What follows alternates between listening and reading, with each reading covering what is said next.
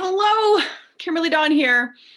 If you are a flight instructor or a flight student of any format whatsoever, you've probably either said or heard the following: you have to stay ahead of the airplane. But how do you do that? The common instructor problem is, how do I teach that? You just got to get used to it. You just got to get better. And for the student is, I don't know how to do that. So I've got two extremely simple steps on ways that you can either teach somebody else or teach yourself on how to stay ahead of the airplane. Now, this is brought to you by my IFR flight yesterday. So it's no secret that I'm rusty on IFR. I do love teaching. I'm currently refreshing my own IFR. So I took an IFR flight as a crew member yesterday over the Rocky Mountains. It was a ton of fun. And I realized that on many occasions I was very much behind the airplane. Now, I've been a pilot for 20 years, so this didn't feel good at all. And it got me thinking as I was talking to the person that I was flying with, like, being ahead of the airplane, how do you do that? And through my career, there's two really simple steps that I realize that I've been using over and over and over again to get myself ready to do these kind of flights when I'm learning and when I'm doing my own training, also when I'm teaching my students to do this in various formats. So simple step number one is to be over prepared on the ground. Now, this is a Kimism. I call it the bridge. We're bridging the gap between textbook and airplane. And so you create a realism, a situation on the ground where you can use the visualization techniques developed by pro athletes to sit there and go over the entire flight in your mind to make sure that you have memorized the procedures, the steps, make sure that you've memorized as we call it, the flow, and to visualize and practice before you get in the airplane. It's hangar flying. There's multiple methods to do this on the ground. You can use a paper tiger. Now, this is what the jet instructors call a cockpit poster in front of a folding chair. Okay, so your paper tiger is going to be just a cockpit poster, folding chair. And you sit there with your knee board and you pretend, and you're like, okay, step one is this, and you pretend to poke. Step two is this, and you pretend to write down. And step three is this, and you pull out your checklist and you pretend.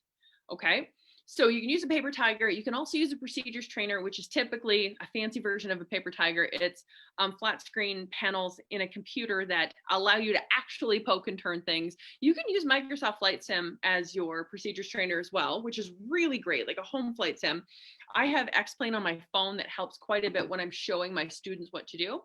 And of course, there's always a simulator. But to help yourself, to save money, to not do this in 5 flights, but rather do it in, one flight, sit yourself down with a paper tiger and use the visualization techniques to go through the procedures. If you're unsure what the procedures are, then do it with your instructor, then do it with a flight partner. It's really simple and it's free. Okay. Step number 2 is a habit of asking this one question. Whether you're in, like, working with the paper tiger, in the simulator, in the airplane, whatever, if you're an instructor, you can teach this habit by modeling it. And if you're a student, you can teach this to yourself. It's really simple and it's free. So the habit that you have to get through in all of these exercises, both the bridge on the ground, the visualization technique in the air, is ask yourself, what am I doing now? Or if you're doing IFR flying, what's my clearance limit? Okay. And what's coming next? So if you get into the habit of asking this, what am I doing now? What's coming next? What am I doing now? What's coming next? As you get more comfortable with the material, instead of only the next step that's coming immediately, then your brain will be able to future predict. Your brain will be able to go this step and then automatically go to the next step and then automatically go to the next step. So it's a habit that's very easily trainable because it can become a skill. What's happening now? What's coming next?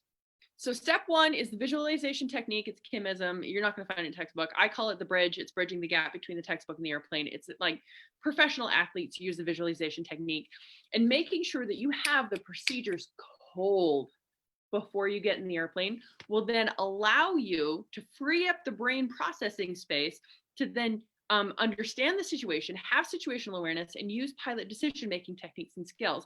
That you're not trying to memorize procedures in the airplane. You've got those memorized, you've already visualized, and then now you can open up space in your brain to then ask yourself the question, what's happening now? What's happening next? 2 very simple, free, easy ways to help your student, help yourself stay ahead of the airplane. Now, because I'm all about helping people do their jobs much, much easier. This doesn't end just for flight instructors, for ground instructors too. I have mentioned this in other videos that I have a list of 6 tools and techniques that you can have or use and implement in a ground school to add realism, to add fun, to add engagement to your student. And I learned them when I was at the ICAO Center of Excellence in Europe. And I don't have time to make the live 8 hours long. So I have the list of 6 tools that you can use and implement in the classroom to engage your students more and create realism. So if you want that list, send me a private message. Other than that, I hope you guys go have a really great day today. Bye.